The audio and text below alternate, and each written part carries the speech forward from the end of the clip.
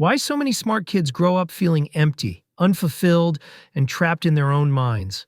You were one of those kids, weren't you? The ones everyone called gifted. The ones who were supposed to have it all figured out. Teachers raved about your potential, parents beamed with pride, and you were told over and over again that you were going places. You were ahead of the curve, acing tests, winning awards, and standing out in every room. But now, something feels off. You're not where you thought you'd be. You feel stuck, unfulfilled, like you're just going through the motions. Deep down, there's this gnawing emptiness, like you're living someone else's life. And the worst part? You can't explain why. On paper, you're fine, still capable, still sharp, but inside, you're running on fumes. There's a reason for that. Smart kids often build their entire identity around being the best, and the very thing that made them shine as children becomes what hollows them out as adults. So let's talk about why this happens, and more importantly, how to fix it. Because this isn't about being broken. It's about a survival strategy that's outlived its purpose. As kids, identity is simple. You pick a few traits and make them your whole personality. Maybe you were the art kid, the dinosaur kid. But if you were labeled gifted, that label sticks to you like a glue. It gets reinforced by everyone. Teachers, parents, even other kids. It becomes your identity. And for a while, it feels amazing. Being gifted means praise, attention, validation. Life feels like it's on easy mode.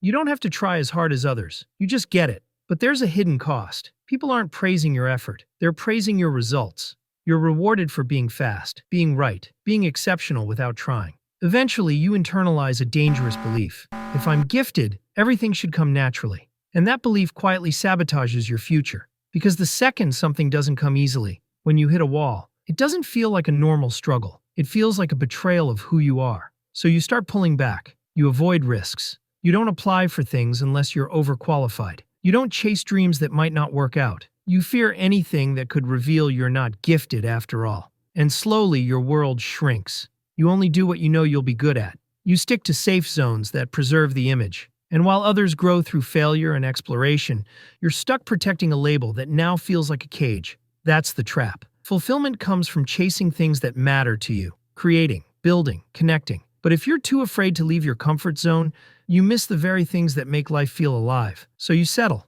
The job, the path, the life that looks fine, but feels hollow. You're not passionate, not excited. You're just existing. And because you're smart, you try to fix it the only way you know how. With your mind. You analyze the problem. You read, research, overthink. But it doesn't help. Because intelligence can't fix an emotional void. It can't answer the question, why do I feel so empty? That answer doesn't come from thinking. It comes from living. And when the emptiness gets too loud, your mind builds a wall to protect you. You start telling yourself, I'm just meant for something bigger. That's why I don't feel fulfilled.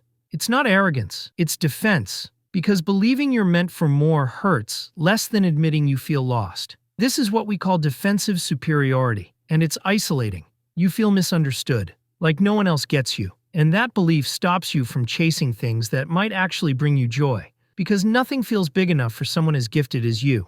So how do you break free? Step 1. And this is non-negotiable. You have to stop identifying as the gifted kid. Not because being smart is bad, but because tying your worth to it is exhausting you.